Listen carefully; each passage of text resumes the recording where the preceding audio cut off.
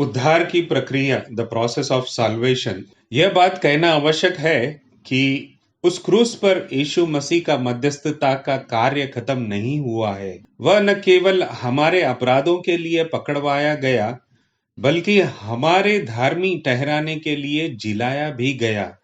हम देखते हैं रोमियो के 4 अध्याय और 25वें वचन में, और क्योंकि यीशु स्वर्ग में चढ़ा और उसने पवित्र आत्मा को अपनी कलीसिया के प्रत्येक सदस्य में स्थायी रूप से वास करने के लिए भेजा और हमें पवित्रता के द्वारा उसकी सेवा करने के लिए सामर्थ्य देता है।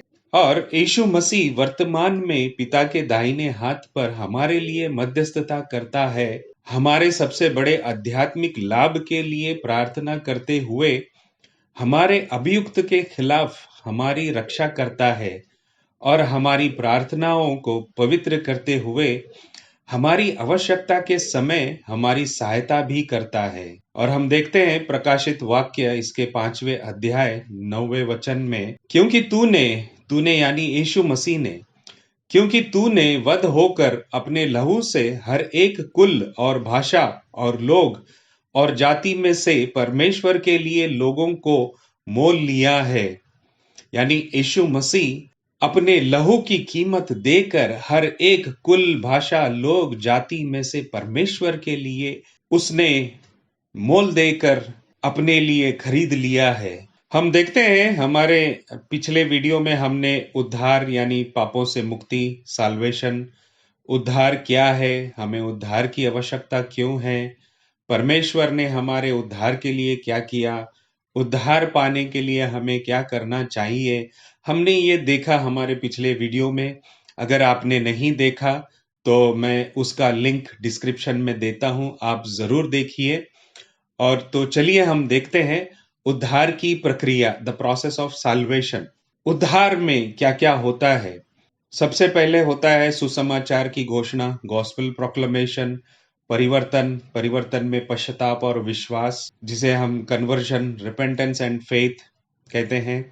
और उसके पश्चात मसीह में हमारा मिलाप होता है और हमें हमारे पापों से छुटकारा मिलता है और हमारा पुनर्मिलन होता है परमेश्वर के साथ यीशु मसीह के द्वारा, union with Christ, redemption and reconciliation. और उसके पश्चात दोष मुक्ति और धार्मी ठहराना, जस्टिफिकेशन एंड राइचियसनेस। और उसके पश्चात लेपालक, गोद लिए जाना यानी अडॉप्शन। और उसके पश्चात पवित्रीकरण, सैंक्टिफिकेशन। और आगे हम देखते हैं विश्वास में दृढ़ता, परसिवियरेंस, और सबसे अंत में महिमा में प्रकट होना, ग्लोरिफिकेशन। तो आइए हम देखते हैं सुसमाचार की घोषणा। जैसा कि हम देखते हैं यूहन्ना इसके 3 अध्याय और 16वें वचन में परमेश्वर का वचन यूं कहता है कि क्योंकि परमेश्वर ने जगत से ऐसा प्रेम रखा कि उसने अपना एकलौता पुत्र दे दिया, ताकि जो कोई उस पर विश्वास करे वह नष्ट ना हो परंतु अनंत जीवन पाए। और हम देखते हैं सुसमाचार की घोषणा, गॉस्पेल प्रोक्लेमेशन। इसमें 2 प्रकार की घोषणा होती है। पहला बाहरी बुलावा, द एक्सटर्नल कॉल, जिसमें जैसा हमने देखा कि परमेश्वर ने इस संसार से ऐसा प्रेम रखा कि उसने अपने इकलौते पुत्र को दे दिया, ताकि जो कोई उस पर विश्वास करे वह नष्ट ना हो परंतु अनंत जीवन पाए। और सुसमाचार क्या है ये हम देखते हैं पहले कुरिन्थियों के 15वें अध्याय वचन 3 और 4 में।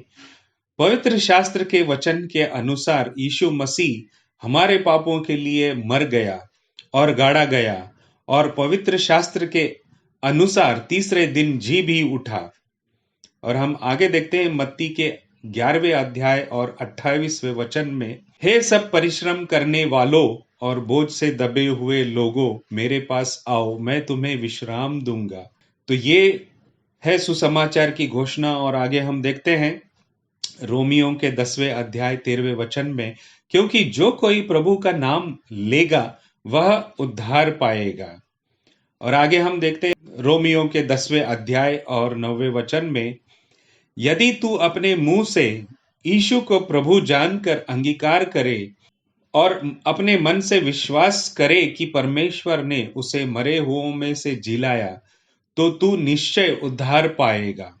और हम देखते हैं यीशु मसीह कहते हैं मत्ती के 22वें अध्याय और 14वें वचन में, क्योंकि बुलाए हुए तो बहुत है परंतु चुने हुए थोड़े हैं। और हम आगे देखते हैं दी इंटरनल कॉल, आंतरिक बुलावा, जिसमें होता है पुनर्जन्म और रीजनरेशन और न्यू बर्थ, नया जन्म। और हम देखते हैं कलुसियों के दूसरे अध्याय 13वें वचन में, उसने तुम्हें भी जो अपने अपराधों और अपने शरीर की खतना रहित दशा में मुर्दा थे, हम मरे हुए थे, तो हमें पुनर्जन्म, नया जीवन ये प्राप्त करना आवश्यक है हमारा उद्धार के लिए।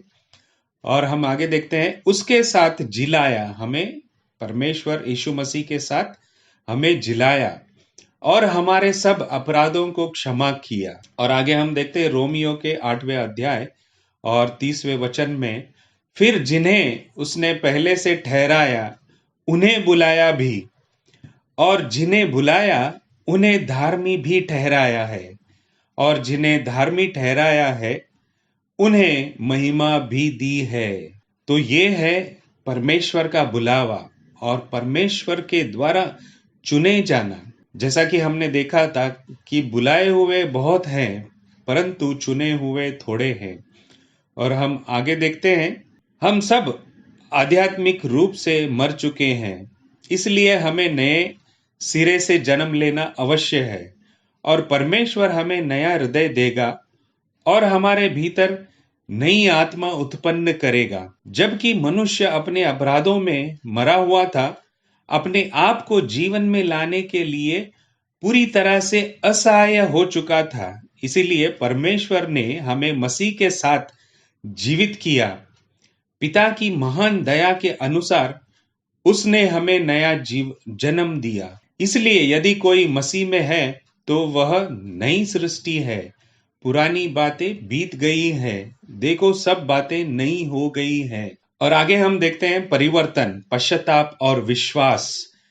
जैसे कि हमने अभी पवित्र आत्मा के द्वारा हमारा नया जन्म हुआ है, परमेश्वर के द्वारा, पवित्र आत्मा के द्वारा हमारी जो मृत आत्मा थी वो अभी पुनर्जीवित हो गई है। और उसके कारण हम देखते हैं परिवर्तन में पश्चाताप और विश्वास होता है, कन्वर्जन, रिपेंटेंस एंड फेथ। मरकुस के पुस्तक इसके पहले अध्याय और वचन 14 और 15 में इस प्रकार से यीशु मसीह ने कहा, यीशु ने गालील में आकर परमेश्वर के राज्य का सुसमाचार प्रचार किया और कहा, समय पूरा हुआ और परमेश्वर का राज्य निकट आ गया है, मन फिराओ और सुसमाचार पर विश्वास करो।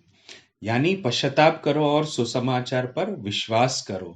तो हम देखते हैं पश्चाताप और विश्वास ये दोनों एक ही सिक्के के दो पहलू हैं, क्योंकि पश्चाताप के बिना विश्वास नहीं और विश्वास के बिना पश्चाताप नहीं है। हम देखते हैं प्रेरितों के 3 अध्याय और 18 और 19वें वचनों में, परंतु जिन बातों को परमेश्वर ने सब भविष्यद्वक्ताओं के मुख से पहले ही बता दिया था कि उसका मसीह दुख उठाएगा, यानी यीशु मसीह हमारे लिए उस क्रूस पर अपने पाप लेकर अपना प्राण देगा, और उन्हें उसने इस रीति से पूरी किया। इसलिए मन फिराओ और लौट आओ कि तुम्हारे पाप मिट जाएं। और हम आगे देखते हैं प्रेरितों के 20वें अध्याय वचन 21 में, परमेश्वर की ओर मन फिराना और हमारे प्रभु यीशु मसीह पर विश्वास करना चाहिए। पश्चाताप न केवल पाप से मुड़ना है बल्कि ईश्वर की ओर मुड़ना भी है। और हम देखते हैं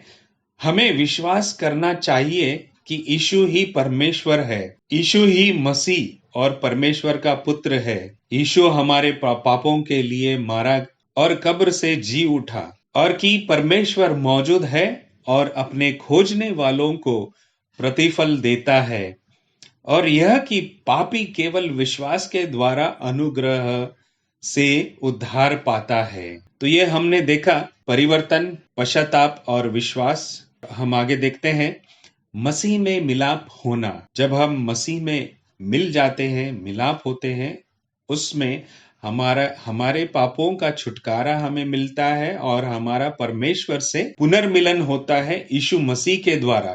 तो हम देखते हैं मसीह में मिलाप होना, छुटकारा और पुनर्मिलन union with Christ, redemption and reconciliation. यूहन्ना के पुस्तक 17वें अध्याय वचन 6 से लेकर 8 में इस प्रकार से लिखा है, मैंने यानी यीशु मसीह ने तेरा नाम, परमेश्वर का नाम, पिता का नाम उन मनुष्यों पर प्रकट किया है जिन्हें तूने जगत में से मुझे दिया।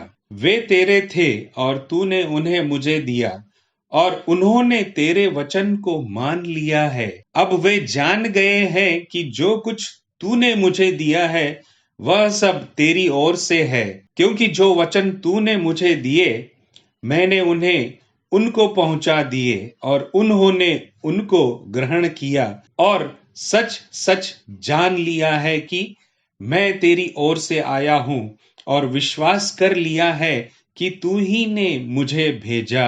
यहाँ पे हम देखते हैं परमेश्वर के वचन, यीशु मसीह ने जो हमें उसके सुसमाचार हमें दिया है, हमने उसके वचनों को ग्रहण किया है, हमने यीशु मसीह पर विश्वास किया है, हमारा मन फिरा के पश्चाताप करके, और उसी कारण हम अभी परमेश्वर में, मसीह में हमारा मिलाप हो गया है। और यीशु मसीह आगे कहते हैं यूहन्ना के 17वें अध्याय 24वें वचन में, हे पिता, मैं चाहता हूं कि जिन्हें तूने मुझे दिया है, जहां मैं हूं वहां वे भी मेरे साथ हों, कि वे मेरी उस महिमा को देखे जो तूने मुझे दी है। और हम आगे देखते हैं इब्रानियों के 9वें अध्याय और 12वें वचन में, और बकरों और भेड़ों के लहू के द्वारा नहीं, पर अपने ही लहू के द्वारा एक ही बार पवित्र स्थान में प्रवेश किया और अनंत छुटकारा प्राप्त किया।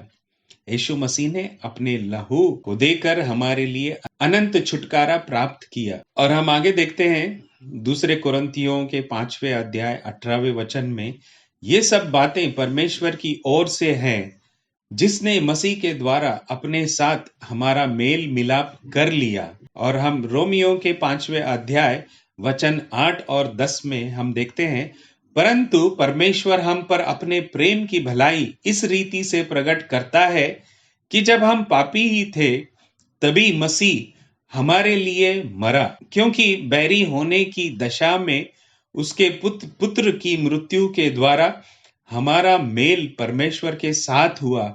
जब हम बैरी यानी हम दुश्मन, परमेश्वर के दुश्मन थे और परमेश्वर से हम दूर जा चुके थे, परंतु इस दशा में हम जब थे तो उसके पुत्र यीशु मसीह के द्वारा हमारा वापस से मेल परमेश्वर के साथ हुआ। दोष मुक्ति और धार्मिक ठहराना, जस्टिफिकेशन एंड राइचियसनेस। हम देखते हैं गलातियों के पुस्तक में 2 अध्याय और 16वें वचन में, तो भी यह जानकर कि मनुष्य व्यवस्था के कामों से नहीं पर केवल यीशु मसीह पर विश्वास करने के द्वारा धार्मिक ठहराता है। हमने आप भी मसीह यीशु पर विश्वास किया कि हम व्यवस्था के कामों से नहीं पर मसीह पर विश्वास करने से धर्मी ठहरे। और जैसे कि हम आगे देखते हैं दूसरे कुरिन्थियों 5वें अध्याय 21वें वचन में, जो पाप से अज्ञात था, यानी यीशु मसीह पाप से अज्ञात था, उसी को उसने, परमेश्वर ने, पिता ने हमारे लिए पाप ठहराया कि हम उसमें होकर, यीशु मसीह में होकर परमेश्वर की धार्मिकता बन जाएं। परंतु उसके अनुग्रह से उस छुटकारे के द्वारा जो मसीह यीशु में है सेंतमेंत धार्मिक ठहराए जाते हैं। रोमियो के पुस्तक 3 अध्याय और 24वें वचन में। और आगे हम देखते हैं रोमियो के 3 अध्याय वचन 21 और 22 में, परंतु अब व्यवस्था से अलग परमेश्वर की वह धार्मिकता प्रकट हुई है जिसकी गवाही व्यवस्था और भविष्यद्वक्ता देते हैं, अर्थात परमेश्वर की वह धार्मिकता जो यीशु मसीह पर विश्वास करने से सब विश्वास करने वालों के लिए है। और आगे हम देखते हैं रोमियो 4 अध्याय वचन 4 और 5 में, काम करने वाले की मजदूरी देना दान नहीं परंतु हक समझा जाता है, परंतु जो काम नहीं करता वरना भक्तिहीन के धर्मी ठहराने वाले पर विश्वास करता है, उसका विश्वास उसके लिए धार्मिकता गिना जाता है। हम केवल यीशु मसीह में धार्मी ठहराते हैं और हमें हमारे पापों से छुटकारा मिलता है। ले पालक, गोद लिए जाना, एडॉप्शन, गोद लेने में परमेश्वर कानूनी रूप से पुनर्जीवित और धर्मी पापियों को अपने परिवार में रखता है, जो वे उनके पापों के कारण परमेश्वर से दूर हुए थे। अब यीशु मसीह पर विश्वास के द्वारा वे लिए गए ताकि वे परमेश्वर के बेटे और बेटियां बन जाएं। इस प्रकार वे परमेश्वर के अनंत परिवार का सदस्य बनकर सभी आत्मिक आशीषों और विशेष अधिकारों का आनंद लेते हैं। और हम देखते हैं फिलिपियों के 3 अध्याय 20वें वचन में, हमारी नागरिकता जो विश्वासी है उनका नागरिकता स्वर्ग में है और परमेश्वर के लोगों की विरासत स्वर्ग है। हम देखते हैं पहले पत्रस इसके पहले अध्याय और 4 वचन में, और हम यूहन्ना के पहले अध्याय 12वें वचन में देखते हैं, परंतु जितनों ने उसे ग्रहण किया, यीशु मसीह को ग्रहण किया, उसने उन्हें परमेश्वर की संतान होने का अधिकार दिया, अर्थात उन्हें जो उसके नाम पर विश्वास रखते हैं। और हम देखते हैं गलतियों के 3 अध्याय 26वें वचन में, क्योंकि तुम सब उस विश्वास के द्वारा जो मसीह यीशु पर है परमेश्वर की संतान हो। और हम देखते हैं इफिसियों के पहले अध्याय 5वें वचन में, और अपनी इच्छा के भले अभिप्राय के अनुसार हमें अपने लिए पहले से ठहराया कि यीशु मसीह के द्वारा हम उसके लेपालक पुत्र हों। और हम आगे देखते हैं गलतियों के 4 अध्याय वचन 4 और 5 में, परंतु जब समय पूरा हुआ तो परमेश्वर ने अपने पुत्र को भेजा, जो स्त्री से जन्मा और व्यवस्था के अधीन उत्पन्न हुआ, ताकि व्यवस्था के अधीनों को मोल लेकर छुड़ा ले और हम को लेपालक होने का पद मिले। पवित्रीकरण यानी सैंक्टिफिकेशन। और हम देखते हैं कि पवित्रीकरण हमारे मसीह में नया जन्म से शुरू होता है। जिस समय हम यीशु मसीह पर विश्वास के द्वारा हम यीशु मसीह पर विश्वास करते हैं, यीशु मसीह को अपनाते हैं, तब से हमारा पवित्रीकरण शुरू होता है और पूरे जीवन भर में लागू रहता है। पवित्रीकरण में परमेश्वर विशेष रूप से पवित्र आत्मा के द्वारा कार्य करते हुए विश्वासियों को परमेश्वर के लिए अलग करता है। और ये हम देखते हैं पहले कुरिन्थियों के पुस्तक इसके पहले अध्याय और 2 वचन में। और आगे हम देखते हैं, और विश्वासियों को अधिक अधिक पवित्र बनाता है, विश्वासियों को मसीह के स्वरूप में परिवर्तित करता है। हम देखते हैं रोमियो के किताब इसके 8वें अध्याय और 29वें वचन में, उसी प्रकार से 2 कुरिन्थियों के पुस्तक 3 अध्याय और 18 वचन में, और विश्वासियों के जीवन में पाप की शक्ति को वश में करके और उसे जीवन में आज्ञाकारिता का फल उत्पन्न करने में सक्षम बनाता है। और हम देखते हैं परमेश्वर ने हमें चुना है और हमें अपने लिए अलग किया है ताकि हम उसके राज्य में उसके पुत्र और पुत्री बने।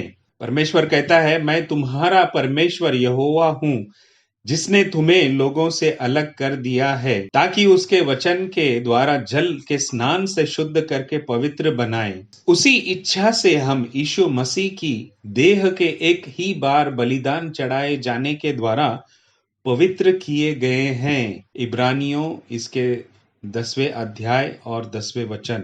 और हम देखते हैं हमारा आध्यात्मिक उन्नति भी होता है।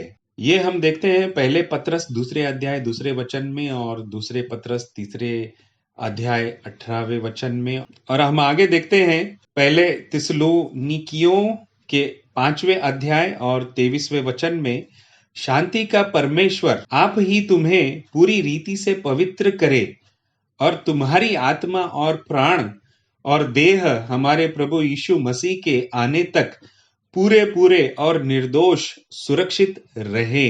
विश्वास में दृढ़ता यानी परसिवियरेंस। हम देखते हैं यूहन्ना के पुस्तक 6वें अध्याय इसके 37 और 39 वचनों में, जो कुछ पिता मुझे देता है वह सब मेरे पास आएगा, और जो कोई मेरे पास आएगा उसे मैं कभी न निकालूंगा। और मेरे भेजने वाले की इच्छा यह है कि जो कुछ उसने मुझे दिया है उसमें से मैं कुछ न खोऊं, परंतु उसे अंतिम दिन फिर जीला उठाऊं। तो यहाँ पे यीशु मसीह कहते हैं कि जो पिता ने यीशु मसीह को दिया है वे सब यीशु मसीह में बने रहें, और यीशु मसीह कहते हैं कि जो पिता ने उसे दिया है उसमें से यीशु मसीह कुछ भी न खोएं, परंतु यीशु मसीह उस विश्वासी को अंतिम दिन तक रखें उसमें और फिर उसे जिलाए। तो हम देखते हैं कुछ लोगों का मानना है कि जो विश्वासी है वो विश्वासी कहीं ना कहीं उनके जीवन में वो फिर से अपने पाप में गिर जाते हैं और भटक जाते हैं और उनका विश्वास वो खो देते हैं और नाश की ओर चले जाते हैं। तो प्रियो, जो सच्चे विश्वासी हैं जिन्हें परमेश्वर ने चुना है वे विश्वास से कभी भी नहीं भटकते हैं। अगर जो विश्वास में भटकते हैं इसका मतलब कि वे कभी भी सच्चे विश्वासी नहीं थे, क्योंकि जब हम यीशु मसीह पर विश्वास करते हैं, जब पिता हमको यीशु मसीह के हाथों में सौंपता है, तो हमें यीशु मसीह के हाथों से और पिता के हाथों से कोई भी छीन नहीं सकता और हम विश्वास में कभी भी नहीं गिर सकेंगे। और इसी प्रकार से हम देखते हैं कि रोमियो के इसके 8वें अध्याय वचन 35 और 37 और 39 इन वचनों में हम देखते हैं, कौन हमको मसीह के प्रेम से अलग करेगा? क्या क्लेश या संकट या उपद्रव या अकाल या नंगाई या जोखिम या तलवार? परंतु इन सब बातों में हमें उसके द्वारा जिसने हमसे प्रेम किया है जयवंत से भी बढ़कर हैं, क्योंकि मैं निश्चय जानता हूं कि न मृत्यु न जीवन न स्वर्गदूत न प्रधानताएं न वर्तमान न भविष्य न सामर्थ्य न ऊंचाई न गहराई और न कोई और सृष्टि हमें परमेश्वर के प्रेम से जो हमारे प्रभु मसीह यीशु में है अलग कर सकेगी। और हम फिलिपियों के पहले अध्याय 6वें वचन में देखते हैं, मुझे इस बात का भरोसा है कि जिसने तुम में अच्छा काम आरंभ किया है वही उसे यीशु मसीह के दिन तक पूरा करेगा। यहाँ पे हम देखते हैं, मुझे यानी पौल कहता है कि मुझे इस बात का भरोसा है कि जिसने यानी पवित्र आत्मा ने तुम में अच्छा काम आरंभ किया है, वही यानी पवित्र आत्मा उस विश्वासी को यीशु मसीह के दिन तक पूरा करेगा। यानी पवित्र आत्मा उस व्यक्ति, विश्वासी करने वाला व्यक्ति को यीशु मसीह में अंत तक बनाए रखेगा। और ये भरोसा पौल को भी था, और पौल ये जान चुका था कि हमारा जो विश्वास है वो हमारा विश्वास यीशु मसीह में है और पवित्र आत्मा हमें यीशु मसीह में बनाए रखता है। और हम आगे देखते हैं इफिसियों के पहले अध्याय वचन 13 और 14 में, और उसी में तुम पर भी जो तुमने सत्य का वचन सुना, जो तुम्हारे उद्धार का सुसमाचार है और जिस पर तुमने विश्वास किया, हमने यीशु मसीह पर विश्वास किया, प्रतिज्ञा किए हुए पवित्र आत्मा की छाप लगी। यानी यहाँ पे पौल कहता है कि पवित्र आत्मा की हम पर छाप लगी है, वह उसके मोल लिए हुओं के छुटकारे के लिए हमारी मिरास यानी विरासत का बयान है। यानी पवित्र आत्मा के छाप हम पर लगने से हमें जो परमेश्वर में विरासत मिलती है उसका बयान है। पवित्र आत्मा का छाप जो हम पर लगा हुआ है वो बयान है कि उसकी महिमा की स्तुति हो, इसके द्वारा परमेश्वर की महिमा की स्तुति हो।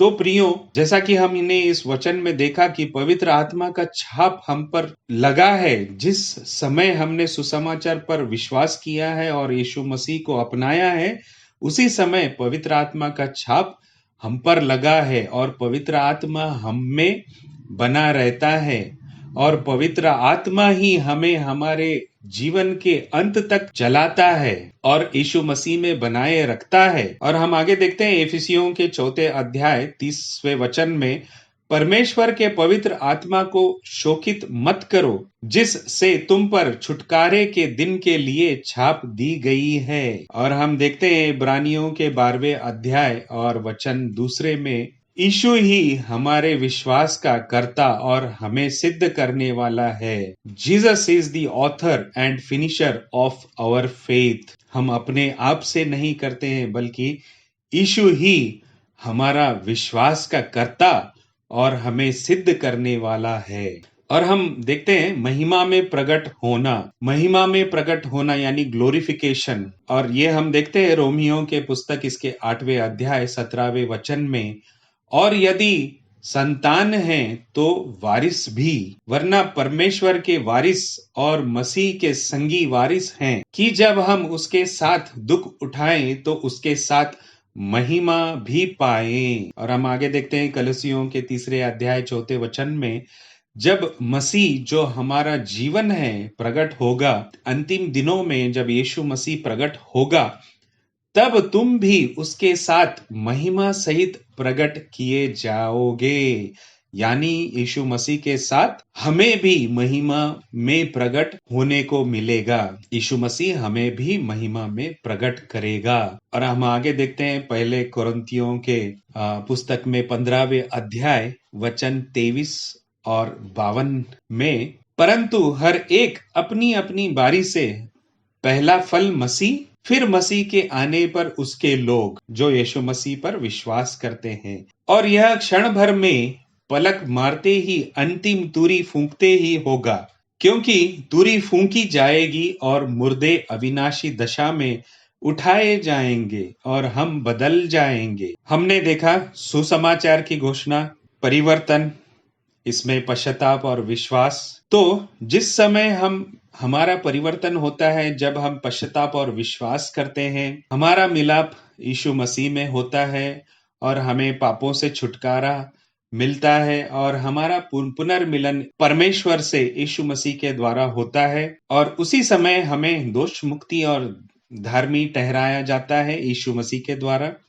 और उसी समय यीशु मसीह के द्वारा परमेश्वर हमें गोद लेता है, लेपालक होते हैं हम। और उसके बाद जैसा हमने देखा है कि पवित्रीकरण, ये हमारा जिस समय हम यीशु मसीह पर विश्वास करते हैं, उस समय से लेकर हमारे जीवन के अंत तक हमारा पवित्रीकरण होता है। और उसके बाद हमने देखा विश्वास में दृढ़ता, परसिवियरेंस, हम विश्वास में बने रहते हैं यीशु मसीह के द्वारा।